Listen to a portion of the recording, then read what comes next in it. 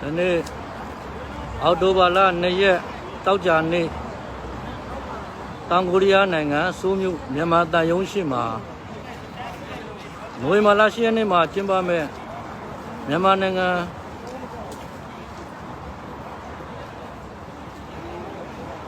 မဲပေးပွဲအတွက်ကိုရီးယားနိုင်ငံရောက်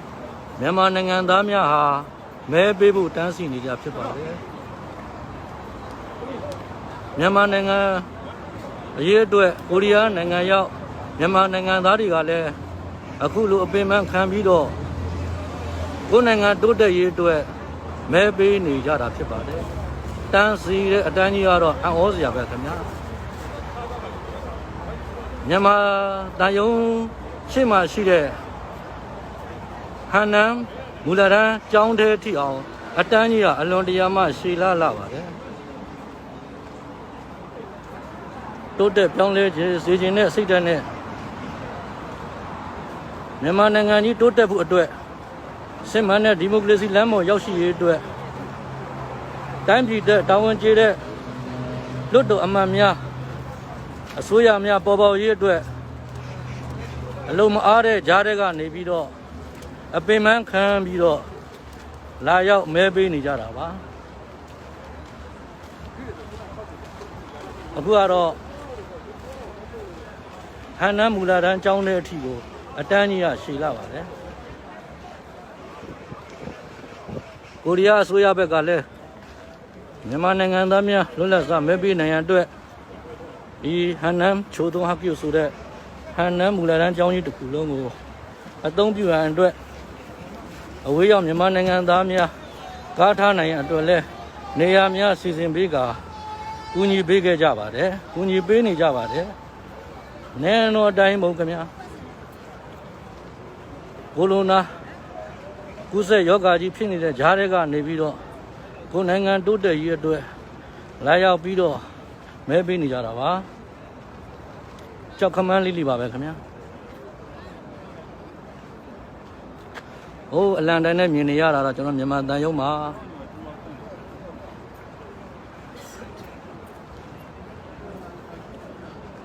ဒီနေ့ဟာကိုရီးယားနိုင်ငံရဲ့ချူဆုပ်လို့ခေါ်တဲ့ကောက်တစ်ဆာဝဲတော်ပိတ်ရဲ့ဆိုပြင်ဆိုညာတော်လဲမြန်မာနိုင်ငံတိုးတက်ရေးအတွက်လာရောက်ပြီးတော့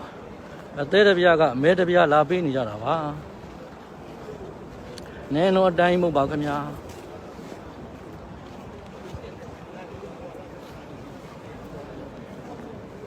မြန်မာနိုင်ငံတိုးတက်ရေးအတွက်မြန်မာနိုင်ငံရေးအတွက်အလုပ်လုပ်ပေးနိုင်မဲ့လွတ်တော်အမှန်များမြန်မာနိုင်ငံတိုးတက်ပြောင်းလဲရေးအတွက်လှုံ့ဆော်ပေးနိုင်မဲ့အစိုးရတရက်ပေါ်ပေါက်ရေးအတွက်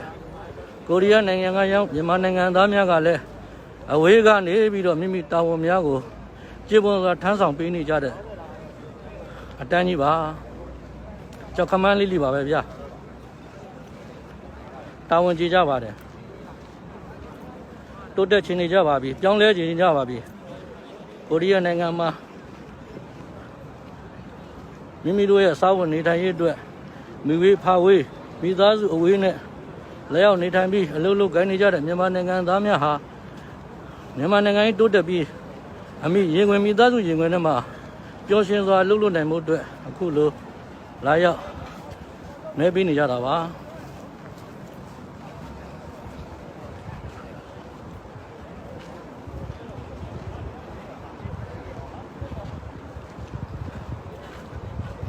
နဲတော့အတိုင်းခင်ဗျာမဟုတ်ပါဘူးခင်ဗျာကျွန်တော်အစားရရိုက်နေအခုဒီအဆုံးမရောက်သေးဘူးခင်ဗျာဒါတော့မှမွေးလုံးမွေးကတ်တယ်လို့နဲ့နောက်မှရစ်ပတ်ထားတာရှိပါသေးတယ်တန်းစီနေကြပါသေးတယ်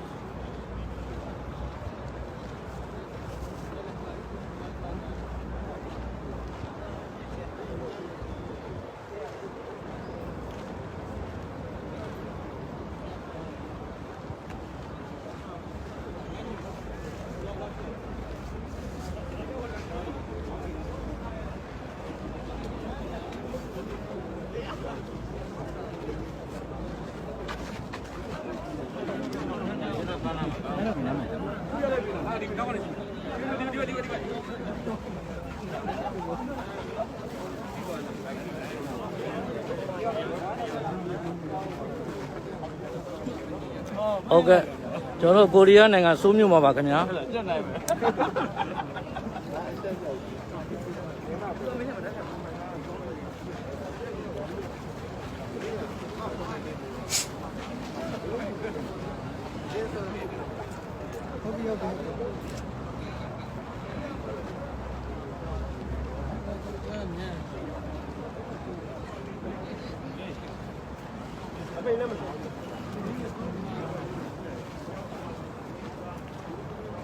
ကိုရီးယားနိုင်ငံစိုးမြို့မြန်မာတန်ရုံးမှာမဲပေးနေကြတဲ့မြန်မာနိုင်ငံသားတွေပါမဲပေးဖို့တန်းစီနေကြတဲ့မြန်မာနိုင်ငံသားတွေပါ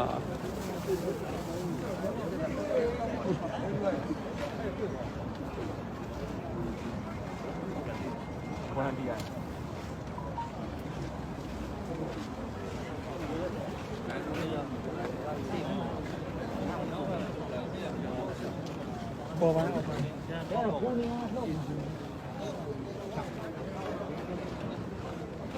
မဆုံးသေးပါဘူးခင်ဗျာအတန်းဘယ်လောက်ရှိလဲဆိုတာတော့ကြည့်ပါတော့ကိုရီးယားနိုင်ငံစိုးမြို့မှာပါကျွန်တော်မြန်မာနိုင်ငံသားတွေမြန်မာနိုင်ငံအတွက်တာဝန်ကျေဖို့တန်းစီနေကြတာပါ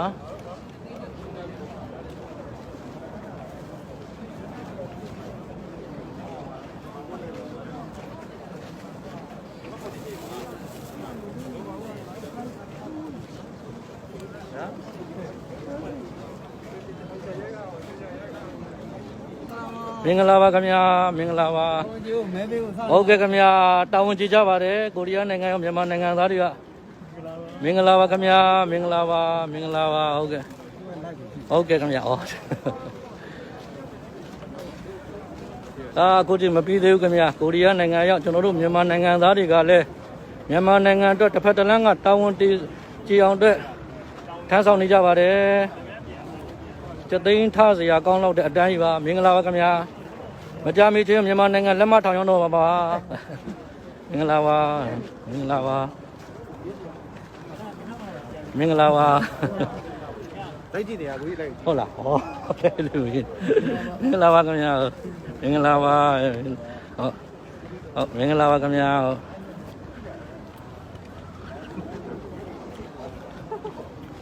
ကဲကျွန်တော်ကိုရီးယားနိုင်ငံရောက်မြန်မာနိုင်ငံတွေကလည်းကိုရီးယားနိုင်ငံရဲ့နားရဲမှာအနားမယူပဲမြန်မာနိုင်ငံရွေးတဲ့တစ်ဖက်တစ်လမ်းကအကူအညီဆောင်ရွက်ပေးနေကြတာပါတာဝန်ကျေတဲ့အမေသားတွေပါ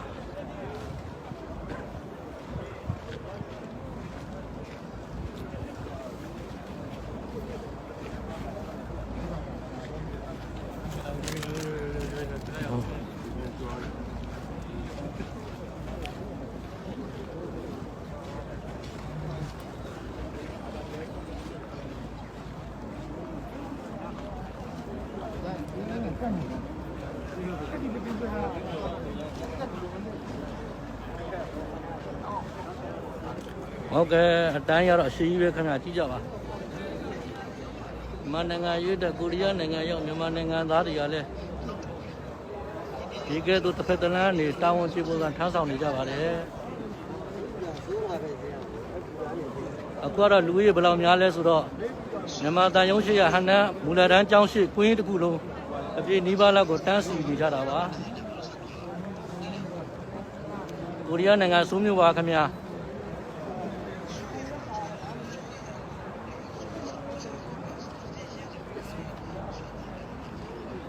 ဒါတွေဦးတို့ကလည်းနေရသိမ့်မထွက်သေးတော့တိတ်အပူကြီးမရှိပါဘူးခင်ဗျာ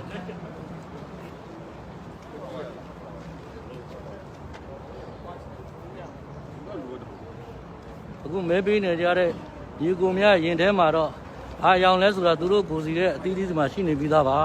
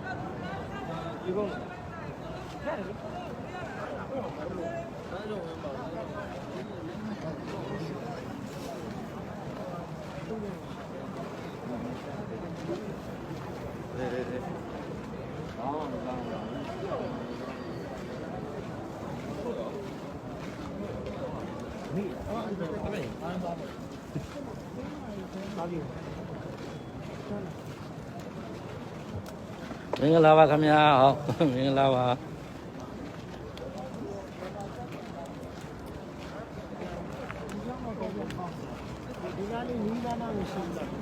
အခုချိန်မှာလဲဒီလောက်အတန်းကြီးရှိနေပေမဲ့ဟိုကင်မဲကနေပြီးတော့ဘတ်စကား၄စီးပေါ့ဗျာလူရဲ့ရောက်40ကျော်ဆက်တဲ့ဘတ်စကား၄စီးလူစစ်180ကလည်းအခုကမကြမီတနားရီတွင်းလောက်မှရောက်ပါမယ်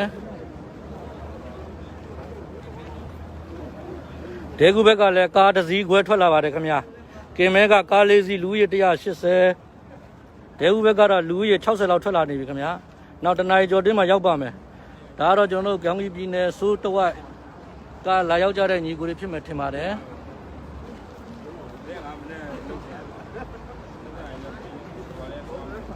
အားလုံးအားရစရာပါရာသီဥတုလည်းသိမြင်တဲ့အတိုင်းပဲဖေ။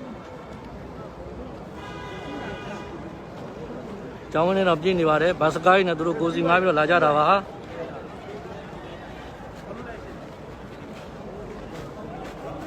လူကြီးတော့တွက်ကြည့်ပါခင်ဗျာအနီကတော့လူကြီး48ယောက်ဆက်နေအဝါကတော့လူကြီး21ယောက်သုံးမို့28ယောက်ဆက်တဲ့ကားတွေပါအခုကုံမဲဘက်ကပြင်မဲဘက်ကအယောက်180ဒဲကူဘက်ကအယောက်60လည်းထွက်လာနေကြပါပြီဟုတ်လားပစုံမတူပြန်လာ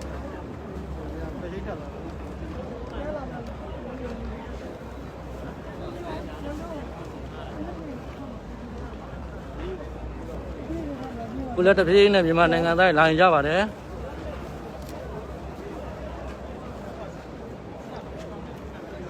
ဆဲပါပဲခင်ဗျာ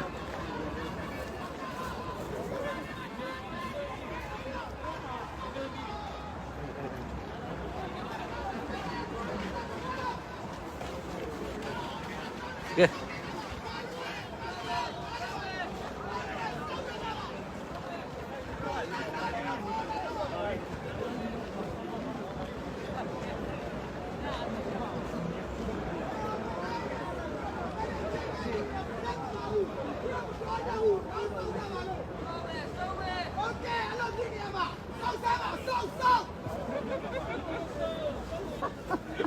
Jangan lain.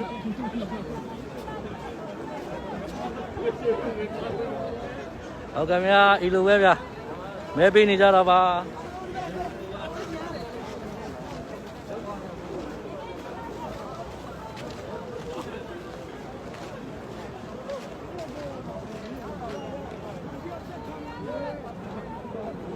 ဟုတ်ကဲ့ကျွန်တော်တည်ထားတာတပတ်ခန့်မဲပေးပါမယ်ဒါတော့မြန်မာတန်ရုံးမှာကဲအားလုံးမဲပေးဖို့တန်းစီနေကြတာပါ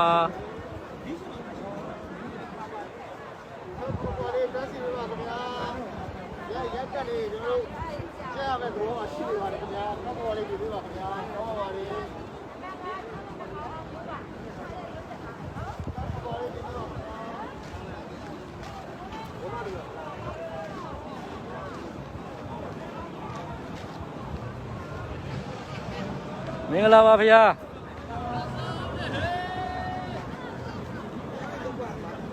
ဒီလိုပါပဲဗျာဦးရင်ဒဲကူကကြွလာတာဗျာမမဗျာမမဗျာမမတယ်ဗျာမမတယ်ဗျာတင်ပါဗျာဟုတ်ကဲ့ကဲမဲပေးကြမယ်ညီကိုတွေပါမင်္ဂလာပါခင်ဗျာမင်္ဂလာပါ